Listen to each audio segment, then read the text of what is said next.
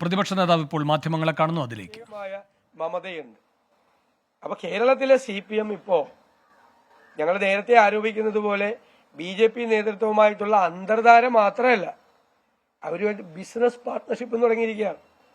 കേരളത്തിലെ LDF convener EP ജയരാജന്, അദ്ദേഹത്തിന്റെ കുടുംബത്തിന് കേന്ദ്രമന്ത്രി രാജീവ് ചന്ദ്രശേഖറുമായിട്ട് ബിസിനസ് പാർട്ട്ണർഷിപ്പ് ഉണ്ട് അദ്ദേഹത്തിന്റെ റിസോർട്ടിൽ.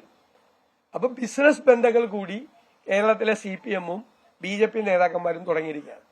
നേരത്തെ തന്നെ ഇവർ തമ്മിലൊരു അന്തർധാരയും ധാരണയും ഉണ്ട്. ഇപ്പോ RSSന്റെ പത്രമായിരുന്നു ഓർഗനൈസർ, അതിന്റെ ചുമതലയുള്ള ആളായിരുന്നു ബാലശങ്കർ, അല്ലെ?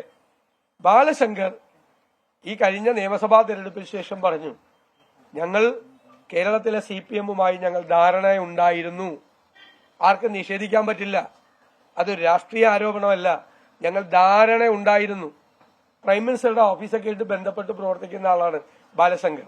ബാലശങ്കർ ഓർഗനൈസറിന്റെ ചുമതലയുള്ള ആൾ കൂടിയാണ്, രാജ്യത്ത് അറിയപ്പെടുന്ന RSS നേതാവാണ്.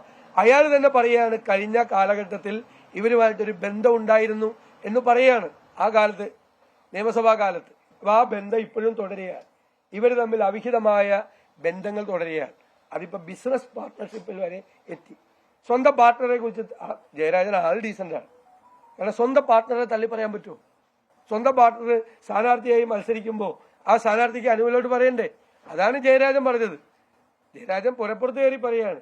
BJPക്ക് കേരളത്തിൽ ഇല്ലാത്ത സ്പേസ് CPM നേതാക്കൾ ഉണ്ടാക്കി കൊടുക്കുകയാണ്. അവർ തമ്മിൽ ധാരണയാണ്. നിങ്ങൾ എന്ത് ധാരണയാണെങ്കിലും ഒരു സീറ്റിൽ പോലും BJPയുടെ അക്കൗണ്ട് തുറക്കാൻ കേരളത്തിൽ UDF സമ്മതിക്കില്ല. അതാണ് ഞങ്ങളുടെ കടുത്ത നിലപാടാണ്, കർശനമായ നിലപാടാണ്. ഒരു സീറ്റിൽ പോലും BJPയുടെ അക്കൗണ്ട് കേരളത്തിൽ തുറക്കാൻ ഞങ്ങൾ സമ്മതിക്കില്ല. അതാണ് ഞങ്ങൾക്ക് പറയാനുള്ളത്.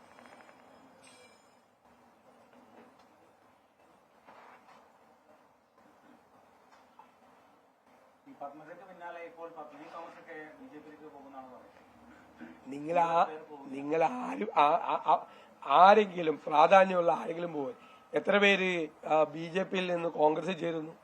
കഴിഞ്ഞ ദിവസം ഹരിയാനയിലും രാജസ്ഥാനിലും ചേരുകയാണ്. തെലങ്കാനയിലെ മുഴുവൻ സിറ്റിംഗ് BJP MPമാരും കോൺഗ്രസിൽ ചേരാൻ തയ്യാറാണ്. മുഴുവൻ പേരും.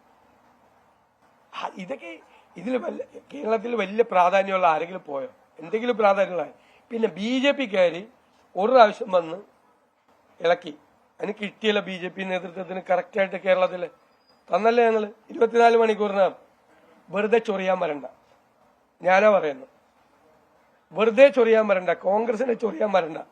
പ്രതിപക്ഷ നേതാവ് VD സതീശൻ മാധ്യമങ്ങളെ കാണുകയായിരുന്നു. CPM-ഉം BJP-യും തമ്മിൽ അന്തർധാര മാത്രമല്ല ബിസിനസ് പാർട്ട്ണർഷിപ്പും തുടങ്ങിയിരിക്കുന്നു എന്നതടക്കമുള്ള ആരോപണങ്ങളാണ് സതീശൻ ഉന്നയിച്ചത്.